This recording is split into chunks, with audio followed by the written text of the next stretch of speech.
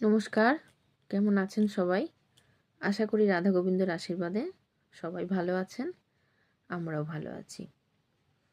ব্যাপার হচ্ছে, আমাকে অনেকে জিজ্ঞাসা করেন যে দিদি, শুধু কি অর্থ থাকলে বা টাকা পয়সা থাকলে রেমেডি করতে পারা যায়? অর্থ না থাকলে কি কোনো এরকম রেমেডি নেই যে সেটা করা যায় না?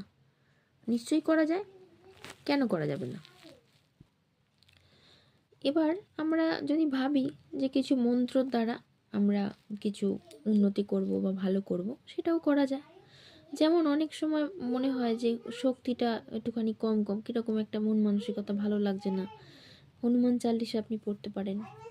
মনটা অনেক বেশি অশান্ত হয়ে গেছে, আপনি শিবাষ্টকম পড়তে পারেন। সন্তানের কোনো সমস্যা হয়েছে, সেটা মেটাতে পারছেন না, গোপাল সহস্রনাম আপনি পাঠ করতে পারেন। কোর্ট কেস, সেই জায়গাটাতে আপনার একটু অসুবিধা হয়ে যাচ্ছে, কিছুতেই মিটছে না, সুন্দরকাণ্ড পড়তে পারেন, অথবা বগলামুখী স্তোত্র পড়তে পারেন। টাকা পয়সা, অর্থ, ধনসম্পত্তি কোনো একটা জায়গাতে পাওয়ার আশা ছিল, পাচ্ছেন না, বা টাকা পয়সা আসার কথা ছিল, সেগুলো পাচ্ছেন না, তখন আপনি কি করবেন? কনকধারা স্তোত্র পাঠ করবেন। সমস্ত কিছু আটকে গেছে, সব কিছু, যেখানেই হাত দিচ্ছেন সেটাই বন্ধ হয়ে যাচ্ছে, যেটাই করতে যাচ্ছেন সেটাই পারছেন না, যেটাই কিছু ভাবছেন নতুন কিছু করব, হঠাৎ করে গিয়ে আটকে যাচ্ছে। তাহলে কি, সেই জায়গায় আপনি শ্রী বিষ্ণু সহস্রনাম পাঠ করবেন।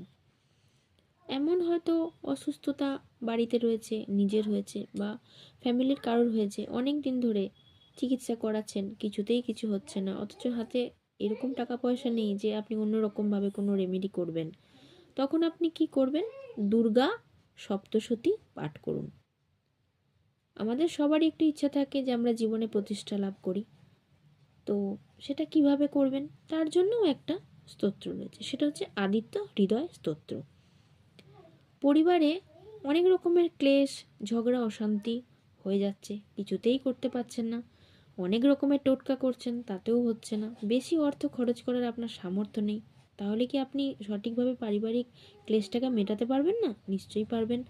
সংকটনাশন গণেশ স্তোত্র পাঠ করুন, অথবা গণেশ অথর্ব শিষ্য স্তোত্র পাঠ করুন। তাহলে আমরা যে শুধুমাত্র অর্থ খরচা করে বা কোনো কিছু, স্টোন বলুন, যে কোনো রেমেডি ব্যবহার যদি করি, সেটা যদি না পারি, তাহলে কি আমরা জীবনে প্রতিষ্ঠিত হব না, বাঁচবো না, বা আমাদের সন্তানের ঠিক হবে না, বা আমাদের সাংসারিক যা যা সমস্যা আছে সেগুলো কি ঠিক হবে না? নিশ্চয়ই হবে।